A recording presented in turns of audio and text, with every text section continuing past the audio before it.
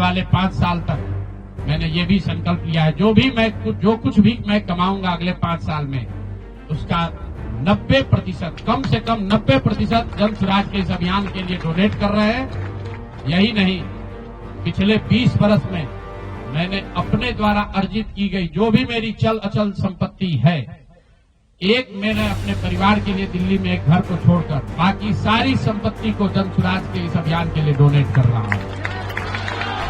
बिहार विधानसभा चुनाव में मिली करारी हार के बाद प्रशांत किशोर ने एक बार फिर से जनता के बीच जाने का फैसला किया है। चंपारण के भितिहरवा गांधी आश्रम में 1 दिवसीय मौन उपवास के बाद जन स्वराज के संस्थापक ने ये घोषणा की है कि 15 जनवरी से वे एक बार फिर से बिहार संकल्प यात्रा की शुरुआत करेंगे। इस यात्रा के दौरान वे राज्य के तकरीबन 1,18,000 वार्डों में उन महिलाओं से मुलाकात करेंगे जिन्हें सरकार की तरफ से 10,000 रुपए की राशि मिली है। इसके साथ ही उन्हें बिहार सरकार की ओर से दिए जाने वाले 2 लाख रुपए के लाभ के लिए भी फॉर्म भरवाने का काम भी करेंगे। लेकिन इन सब के बीच पीके ने अपनी 90% संपत्ति दान करने का ऐलान भी कर दिया है। बता दें कि प्रशांत किशोर ने बीते साल नवंबर की शुरुआत में ये खुलासा किया था कि उन्होंने 3 साल में करीब 241 करोड़ रुपए कमाए हैं, जिसमें से 99 करोड़ रुपए वो जन स्वराज पार्टी को दान कर चुके हैं। पीके के मुताबिक उन्होंने अपनी आय पर 31 करोड़ रुपए का जीएसटी और 20 करोड़ रुपए का इनकम टैक्स भी जमा किया है। मीडिया रिपोर्ट्स के मुताबिक फिलहाल उनकी संपत्ति 55 से 60 करोड़ रुपए के करीब बताई जाती है। बता दें कि बृहस्पतिवार को पटना में जब बिहार के मुख्यमंत्री नीतीश कुमार का शपथ ग्रहण समारोह हो रहा था, उसी वक्त जन स्वराज के संस्थापक प्रशांत किशोर पश्चिमी चंपारण के भितिहरवा गांधी आश्रम में 1 दिन का मौन उपवास रखे हुए थे, बैठे हुए थे। यहीं पर एक सवाल के जवाब में पीके ने एक बार फिर से नीतीश कुमार कैबिनेट पर हमला बोलते हुए कहा कि ये बिहार की जनता के मुंह पर तमाचा है, घाव पर नमक छिड़कने जैसा है। कुछ लोगों को सिर्फ इसलिए मंत्री बनाया गया क्योंकि उनके पिता राजनीति में हैं। भ्रष्ट और आपराधिक पृष्ठभूमि वाले लोगों को भी शामिल किया गया। उन्होंने आरोप लगाया कि प्रधानमंत्री नरेंद्र मोदी, केंद्रीय मंत्री अमित शाह और मुख्यमंत्री नीतीश कुमार को अब बिहार की चिंता नहीं होगी क्योंकि चुनाव में वोट खरीद लिए गए और अब उन्हें जनता की परवाह नहीं है। प्रशांत किशोर ने कहा कि उनकी राजनीति महात्मा गांधी की धैर्य और दृढ़ता की विचारधारा पर आधारित है। पीके ने मीडिया से बात करते हुए कहा कि अगर कोई व्यक्ति जन स्वराज से जुड़ा है तो वो संगठन को 1,000 रुपए का योगदान दे सकता है। उन्होंने ये भी बताया कि पिछले 20 सालों में अर्जित अपनी अचल संपत्ति, जिसमें दिल्ली स्थित उनका घर भी शामिल है, वे बिहार की इस योजना के लिए दान कर रहे हैं। पीके ने आगे कहा कि आज से भविष्य में मिलने वाली उनकी कुल आय का 90% वे बिहार संकल्प यात्रा और इससे जुड़ी सामाजिक योजनाओं पर खर्च करेंगे। बता दें कि जन स्वराज पार्टी के संस्थापक प्रशांत किशोर भितिहरवा गांधी आश्रम में 1 दिवसीय मौन अनशन पर बैठे थे। गांधी की ऐतिहासिक कर्मभूमि पर किया गया ये मौन अनशन चुनावी हार के बाद आत्ममंथन का संकेत माना जा रहा है।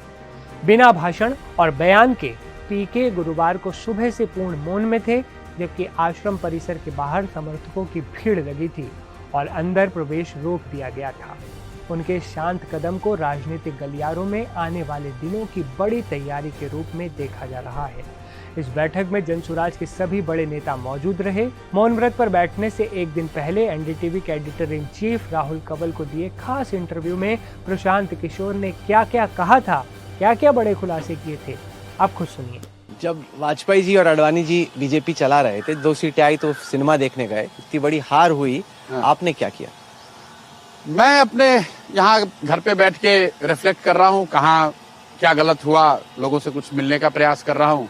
और अब मैं कल से शुरू कर रहा हूँ। कल गांधी भितिहरवा आश्रम, जहाँ से इस पूरे अभियान की शुरुआत की थी, आज से मैंने 3.5 साल पहले वहाँ जाऊंगा और 1 दिन का कल मैं मौन उपवास 1 दिन रखूंगा और फिर कोशिश करूंगा कि गांधी के उस आश्रम से, गांधी के विचारों से फिर से प्रेरणा लूं और पूरी ताकत से, ईमानदारी से, शुद्धता से जिस सोच को लेकर आए थे उस सोच को आगे बढ़ाने में लग जाऊं। नहीं तो कुछ देर आप विराम करने वाले हैं या आपको लगता है कि एकदम लड़ना ही है? बिल्कुल बिल्कुल बिल्कुल कल से शुरू हो जाएंगे। क्योंकि एक थ्योरी ये है कि इतनी बड़ी हार के बाद विपक्ष अगर थोड़ा सा चिल करे, थोड़ा सा, क्योंकि अभी क्या है कि आप करेंगे, जनता भी उतना इंटरेस्टेड नहीं है, अभी तो इतना बड़ा नतीजा हुआ। ये थ्योरी तो रहती है कि भाई थोड़ा सा वो थियरी है कन्वेंशनल, लेकिन जैसे जब हम पैदल चलना शुरू किए थे तब जनता ने थोड़ी ना बुलाया था, हम तो खुद से ही कर रहे थे।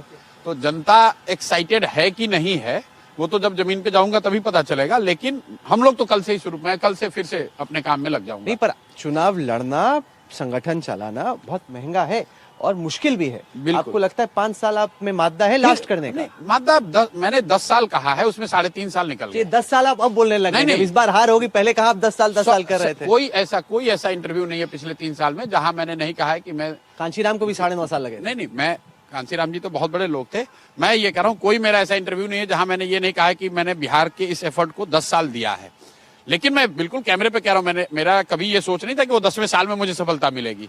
मेरा कन्विक्शन था कि 3 साल में इसको हम क्रैक कर लेंगे। नहीं हुआ, फिर से लगेंगे, उसमें कोई दिक्कत नहीं। तो क्या अलग करेंगे? क्योंकि जो आपने एफर्ट किया उसका तो कोई नतीजा आया नहीं।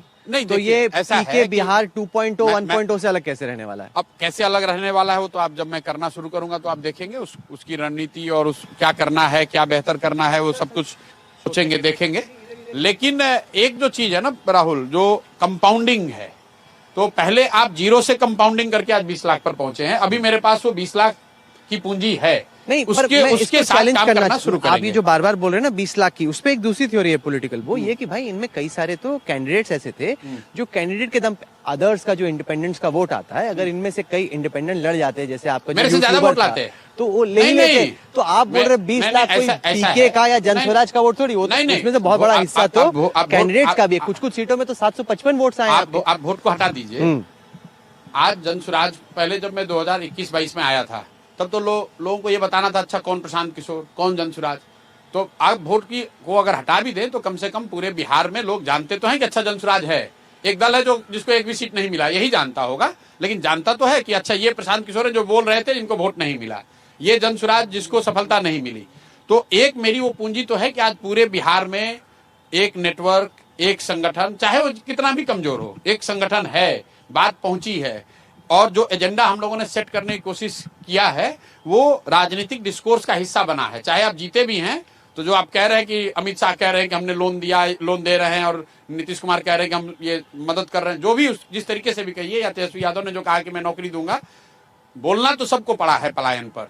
आप भी यहाँ चुनाव कवर करते रहे, 15 में मैंने भी यहाँ चुनाव करवाया है, पलायन पर कभी चुनाव नहीं हुआ है। इस बार पलायन मुद्दा रहा है, रोजगार मुद्दा रहा है, तो उस पूंजी को लेकर आगे बढ़ेंगे। जो माइग्रेंट्स आए भी, उन्होंने भी तो भाई अपनी जाति पे ही दिया ना। उनमें एक ये फीलिंग थी कि क्या पीके के बारे में सोचने के बाद उन्होंने नहीं दिया। नहीं दिया मैं ये नहीं कहूंगा किसी ने नहीं दिया, लेकिन उसमें बहुतायतों ने नहीं दिया।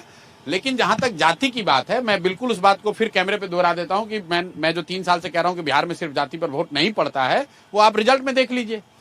जिस जाति के जितने लोग जीत कर आए हैं, सबसे ज्यादा बिहार में सवर्ण जीत कर आए हैं, सबसे ज्यादा कुर्मी जाति के लोग जीत कर आए हैं।